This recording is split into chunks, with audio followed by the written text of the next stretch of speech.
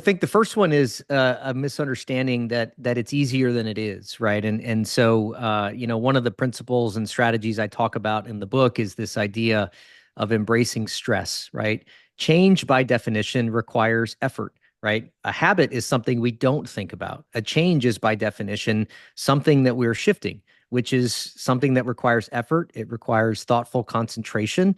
It requires struggle. And for many of us, that experience of stress and struggle, it's not really something that we enjoy. And so one of the big myths, and this is actually something that happened to me as a consultant helping big companies, I became very disenfranchised with the frequency that we were selling the easy button, right? Okay, here's your 3-year roadmap to put in some new software or integrate some new business that you've purchased. But don't worry, it's going to be easy.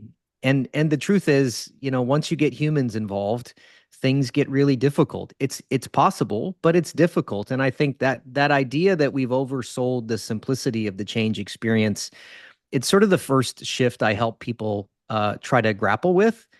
This is going to be tough, right? But the growth is in the struggle. And so that's, I think, one of the first big myths.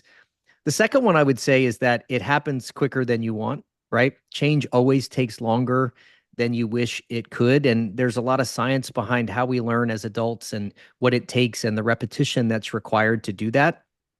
And really some interesting things in terms of how we think about time, particularly when we're stressed, when we're excited, when we're frustrated. All of those things really shift our perception of time, right? It's sort of the example of, I make a New Year's resolution to go lose some weight. I do a workout maybe for 3, 4 days. I step on the scale and nothing's different, right? And so that's a big thing. Then I just go, why am I doing this? I got to do it again. I got to do it again, right? And so that understanding of the time horizon. I think the third big myth is really built around how we define our goals. Most people define their goals in terms of outcomes, right? If you build a vision board, it's something I talk about in the book. There's some really interesting science around what vision boards do to motivation. I won't spoil it, but it's in the book. I guess a spoiler is that it's not great. It doesn't really help. And so one of the big myths is about how to reframe your goals in ways that actually create motivation.